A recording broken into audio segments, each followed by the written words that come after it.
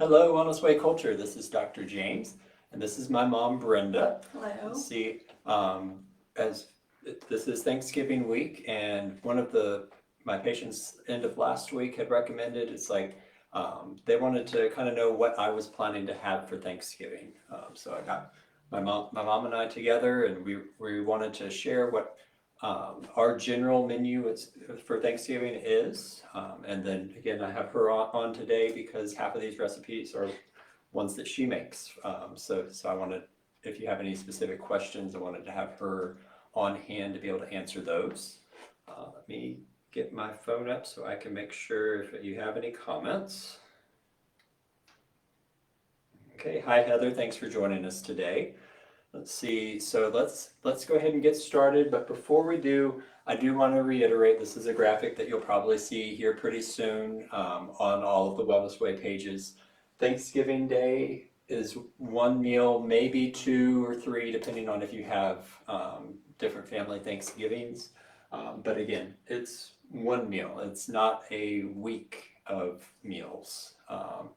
And then Christmas and New Year's tends to be about 4 meals. Again, my family, we tend to I have some, an aunt and uncle coming in later in the week. We tend to have more meals for Thanksgiving versus Christmas, but again, each family is a little bit different. New Year's Day is one meal, and then we plan on on average, you probably have about 5 holiday parties to go to. That's 11 meals. So again, don't sabotage yourself. Don't make it a whole month-long process of bad eating. And again, we're going to go through today. I know my Thanksgiving meal, it's not no sugar compliant. I'm going to preface that.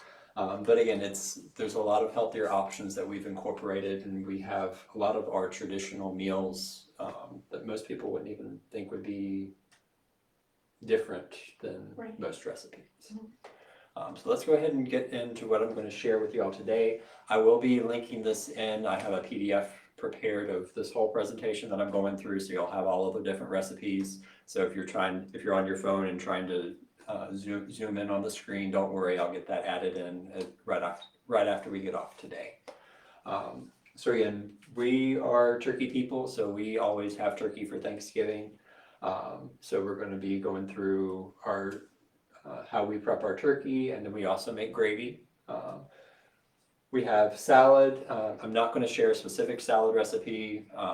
There's plenty of Wellness Way recipes on there for salads, but I am going to share my citrus avocado dressing. That's one of my favorite dressings. Cauliflower stuffing, mashed sweet potatoes, cranberry relish, roasted root vegetables, mac and cheese. And I will preface that that's one of my mom and I's, one of our favorite side dishes. I will preface that to be anywhere remotely compliant, I will warn you that it is expensive to make. So it's one that we don't have very often. And then I made the cassava biscuits a few weeks ago, so that's something that we're going to be incorporating for Thanksgiving. Starting off with the turkey. One of the important things to remember is that your meats are something that we do stress to get organic. So again, there's several local producers that here in the Columbia area that have organic chickens. I know Amy and I called one of them a few weeks ago, and she was already sold out. And then if you are here, local Natural Grocers does have Mary's organic chickens, turkeys. They have chickens too, but we always order a turkey. Typically, that's something that you do reserve at Natural Grocers, but Natural Grocers does a really good job of always ordering extra. So have you gotten your call that a turkey's ready to pick up? Should be Monday or Tuesday. Monday or Tuesday is when the turkeys come in, and if you haven't reserved one and you're wanting to get one, you need to plan on I would be calling just to see when they're expecting it, and they go fast. So go ahead, and if you don't have your turkey reserved, plan on heading over to Natural Grocers as soon as they become available. And I included these. This is something that if you're pulling up that PDF, this is Mary's instructions for making a turkey. One of the things that they stress and reiterate is that most old old-fashioned turkey recipes are too hot and they have you cook it for way too long and it dries out the turkeys. We've been making our turkeys this way for 5 or 6 years now, and following this process with the reduced heat and following their timeline, would you say they're some of the juiciest turkeys we've ever had? Very juicy, very good. So again, excellent. And then I included their website. Even if you don't have a bird from them, follow their guidelines, in my opinion, because they're some of the best turkeys I've ever had. Side note for Mary's, especially their heritage turkeys, they are running around, and their turkey meat has more developed legs, and they're not overstuffed with feed. So the breast meat is smaller, but the leg meat is a lot bigger because they're actually running around on the farm. So that's one of the fun side notes that most people think of turkeys, and the meat is different depending on how it's raised. And then if you are reading the instructions, Mary's turkeys will talk about covering it with foil. What do you normally make your turkey in? Because we don't use the aluminum foil when we're making it. Right. I have a stone 9x13 pan, and then I also have a lid that covers that. So I use my stoneware. I use the stone roasting pan and lid. She used to be a Pampered Chef consultant, so does Pampered Chef. And that's pretty much it for the turkey. Now, one of my favorite parts is the turkey gravy. I'm a big gravy fan. We don't have it all the time, but when we do have it, I really enjoy it. So you want to go through your gravy recipe? Okay. First, let me preface it by saying that these are approximate. I don't measure. I just do. So I know things that I have read in the past as far as like the 2 cups of drippings. I don't remember where that recipe came from. I think it's on the Argo cornstarch container. Don't get that one. Yes, no, don't do that one. But a significant amount of the pan drippings of the, because you're going to cook your turkey in either filtered water or bone broth. So use those drippings, and depending on how many people you're feeding is how much of that you're going to need. We have become big fans of cassava flour. Especially when it comes to gravy. Yes. So I always add that in, continuously stirring it. And, I add a little bit at a time until I get it to the right consistency for what is called a browned roux. So you just kind of add those in and wait, stir it until the drippings are absorbed into that to make your roux. Then add filtered water. Again, we put in here a half a cup at a time. Sometimes I may add a little more at a time or a little less. I do that because it helps with the stirring and reduces the lumps. And just until it's the consistency that you want it. My mom made wonderful brown gravy, and I still haven't perfected it to what hers was. But as James has attested, I think it's pretty good. And then the other thing is that I usually just add some salt to taste. If there are some other spices that you want to add in there, then that's okay too. But right now we're just usually adding salt. Mm-hmm. Let's see. And then if you do have any questions, feel free to post it in the comments. So again, we haven't had anybody yet, but if you do have a specific question, now's the time to ask. Let's see. And then next, I wanted to talk about we are going to have the healthier side of things. So we are going to have a salad. We honestly haven't really looked at which type of salad or what we're going to incorporate in it. And again, due to so many people's food allergens, I'm not putting a specific salad recipe up here. If you need help with ideas for a salad, again, kale, spinach, onion, green peppers, carrots, cucumbers, grape tomatoes. Combine in your vegetables and enjoy. Broccoli, cauliflower, whatever your favorites are. I do wanted to share my citrus avocado dressing. This is one that everybody I've seen has tried it. As long as you don't have an avocado allergy, it's pretty safe for most people. But again, you're going to blend 1 avocado, 1/3 cup of oil. So I would either do avocado or olive oil. You're not going to be heating it up, so it would be fine to do the olive oil. 1/3 cup of filtered water, 2 teaspoons of apple cider vinegar, half a lemon juiced. That should be about a tablespoon, and then 1/4 teaspoon of your unrefined salt.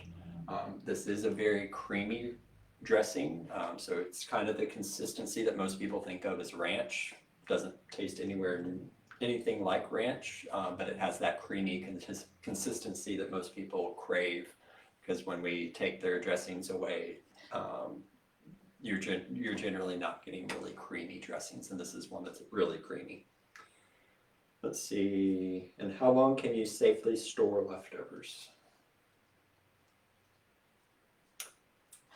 Depends on what it is. If it's the turkey, I would say within a week, unless you're going to freeze it. Freeze within a week. Yeah, yes. freeze within a week, and then as long as it's frozen while it's still good, you should be fine. Let's see, the citrus salad dressing, that one has a relatively short shelf life. I would keep it in the refrigerator, but it's probably only going to be good for about 3 to 4 days max. It will turn brown just from the avocado turning. See, cauliflower stuffing, and this is one that my mom is not a fan of because it has mushrooms in it. Sorry. But I made it last year on in the kitchen show. I really liked it, and I'm planning to make it again. Again, we've never been one that actually stuffs the bird. We always have our stuffing on the side. But for this, you're going to need 4 cups of frozen cauliflower rice or 1 head of fresh cauliflower. And if you do have the fresh cauliflower, you need to process it down into a rice consistency. 3 large carrots diced, 2 stalks of celery diced, half a pint or about 8 ounces of mushrooms diced, 1 teaspoon of sage and of thyme finely chopped, 1/4 teaspoon of rosemary, 3 tablespoons of dried cranberries. On the cranberries, again, if we have you specifically on no sugar, that would be something that you would need to omit. The cranberries that we typically get, it's the ones that are sweetened with apple juice over at Natural Grocers. It's in the bulk food section across from where all the spices are. 1/4 cup of bone broth, half a teaspoon of unrefined salt, and then you'll need some oil of choice, either avocado or coconut. And for that, you're going to heat a pan, medium heat, add in your oil just to cover the bottom of the pan. Add in your carrot, celery, and salt, onion, and salt, and cook until those are soft, roughly 6 to 8 minutes. Add in your mushrooms, your cauliflower, your herbs, and your cranberries. Cook for about another 2 minutes, and then you're going to add in your broth and simmer for 15 minutes until everything's soft to your preferred consistency. If you're not on specific no sugar, you can top with a few extra cranberries as well. So again, it is different than traditional stuffing, but for those of you that have made a switch, changed up your taste buds, this is a very good alternative than adding in something that has like a lot of the wheat stuffings. Even most of the organic or gluten-free stuffing mixes over at Natural Grocers still have the yeast or still have something that most people are allergic to. So that's something to keep in mind, and this is a good alternative for you. Let's see, next on the meal, again, we've always had mashed potatoes for Thanksgiving. So we always mash up some sweet potatoes, or we'll do a baked sweet potato. Our way of mashing up sweet potatoes is we bake them first, so at 400 for roughly an hour until it's soft. Don't forget to pierce your sweet potato or they'll explode. And then you're going to mix them down. We've done it in the past where we just mix the sweet potatoes and call it good. If you want them a little bit more creamy, add in your milk alternatives, so either some coconut milk, cashew milk, almond milk. If you're wanting that buttery flavor, again, if you have a cow's milk allergy, you can add in some ghee. And then again, whatever other spices to taste. Again, we'll probably add some salt. If you don't have a pepper allergy, you can add pepper or the grains of paradise if you do.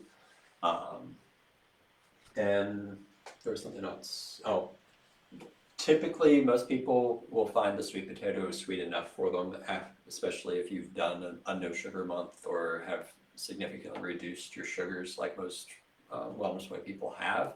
If not, if they're still too bitter for you, you can add a few drops of liquid stevia, and that will be a better alternative than going for the brown sugar or something like that.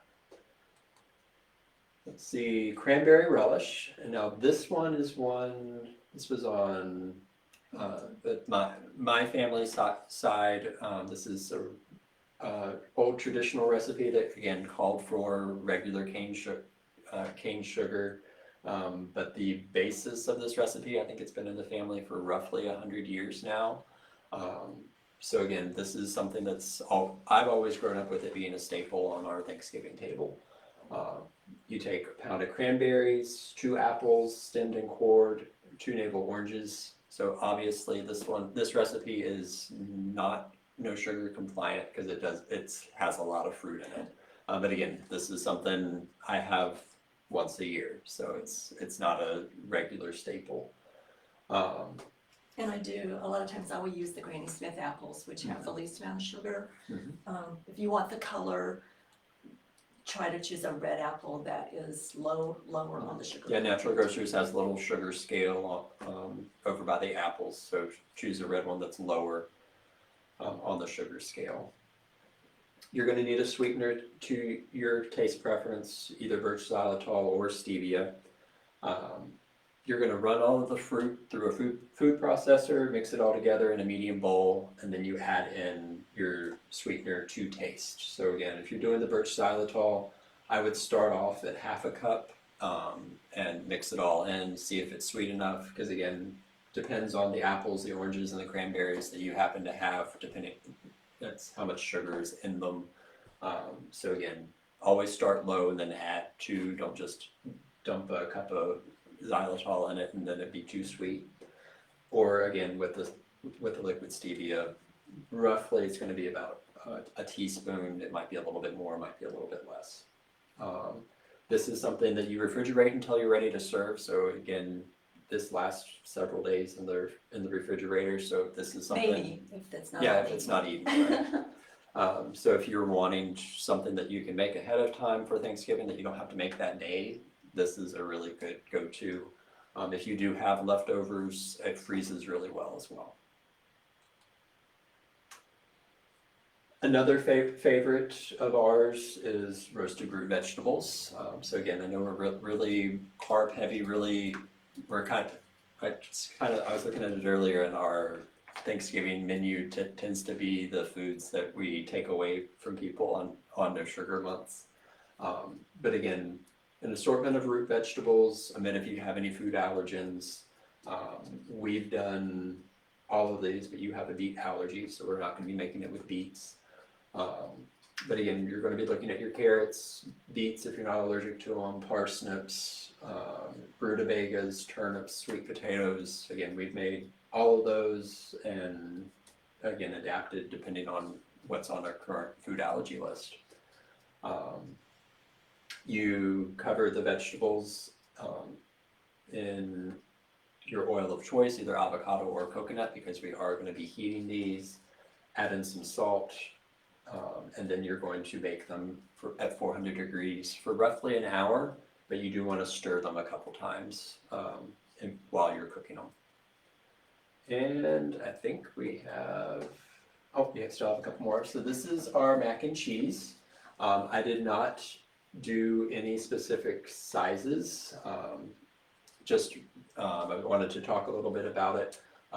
If you do not have a rice allergy, this is something that is one of our splurges. Are not necessarily cheats because we don't have these on our food allergy list, but we both of us have a cow's milk allergy, so we can't do cow's cheese, and then we both have a baker's yeast allergy. So again, we can't have traditional pasta, and we don't do the wheat in general anyway. So again, we do organic rice pasta. One of our favorite brands is the Tinkiata. You can get it at natural grocers. We do go for they have some that are organic, some that are not. All of them are non-GMO, but we support the organic label there, so we always grab the organic ones, either the elbows or the penne. And then since we have that cow's milk allergy and we don't do the cow's cheese, we do sheep cheese. And for this, we typically grab a block of cheese, block of Manchego cheese from Sam's.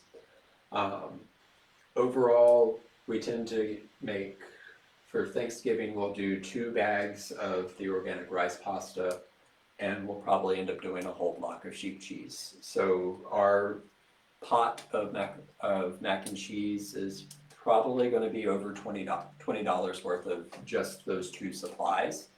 So again, this is something that, while we love it, it's something we honestly don't have very rarely because it is expensive. One side note is that with the rice pasta, Tinkiata does a really good job. They have the saying on it, not mushy. My personal opinion is that if you follow their directions on the package, it's not mushy fall apart, but it's still mushier than I would like it. So I end up cooking it for only about 4 minutes versus I think on the package is about 13 to 14 minutes, and I think it's 2 done at that point. So it takes a few pieces out around the 4-minute mark and test it, see if that's where the consistency that you like, and then go from there. I think part of our problem too is that we don't turn it down, bring it to a boil, and then we don't turn it down low enough.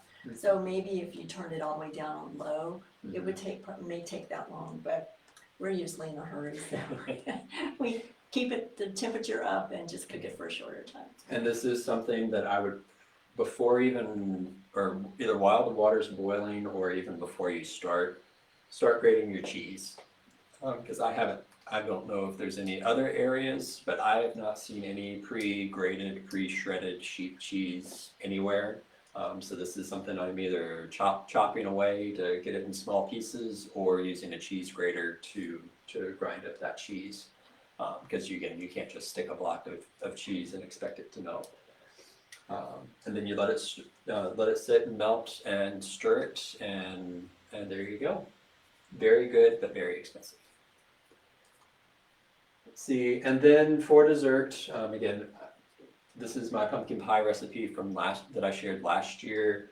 I don't think we've officially decided which type of pie we're going to have. We're debating between pumpkin pie or if we're going to do the chocolate peanut butter pie again. But I wanted to share it since this is something that most people associate with Thanksgiving. Again, this one has a pecan crust, so you're going to need a cup of finely chopped pecans, roughly 2 cups whole pecans to get that 1 cup of finely chopped pecans. 2 cups of organic pumpkin, which I've heard is getting scarce because I haven't been over to natural grocers today, but I had heard from a few people that the pumpkin was getting kind of hard to find. 3 teaspoons pumpkin spice, 2 tablespoons of agar, 2 tablespoons filtered water. When I made this pie last year, I did half a cup of honey. The rough conversion for that would be about 3/4 of a cup of birch xylitol if you are wanting to stick with no sugar. But I would go ahead and powder it, so I would blend it in ahead of time, or it's probably going to come out really grainy. Optional topping would be some coconut cream, and then you're going to preheat your oven to 475. Grind the pecans and press them into the bottom of the pan. I would rub the pan with some avocado oil just to make it easier in that pressing process. Mix the remaining ingredients and then pour over the crust. You're going to bake for 15 minutes at 475, and then you're going to lower the temperature to 350 for another 30 to 45 minutes. Cool before serving, and then you can top with a dollop coconut cream. Let me see if we have the what? Oh, did I not get it in there? I know I put it in. Well, the cassava biscuits apparently disappeared, so I'll add those into the PDF before I upload it. Because but again, that was a recipe, I was either last week or the week before. So again, I don't see any other questions or anything. I'll be posting these recipes here shortly. If you do have any other questions or something, feel free to comment below if you're watching the replay. And I hope you all have a happy Thanksgiving. We do have some different hours this week. Monday and Tuesday is regular, but we do close at noon on Wednesday. So if you're needing to get into the office, plan ahead. We will be closed Thanksgiving and on Friday. So again, if you're already can tell that you need something, go ahead and plan on getting in early this week because the end of the week is starting to already get pretty booked. Hope you all have a wonderful day, and I look forward to seeing you either back here online or here in the office. Thank you. Bye. Bye.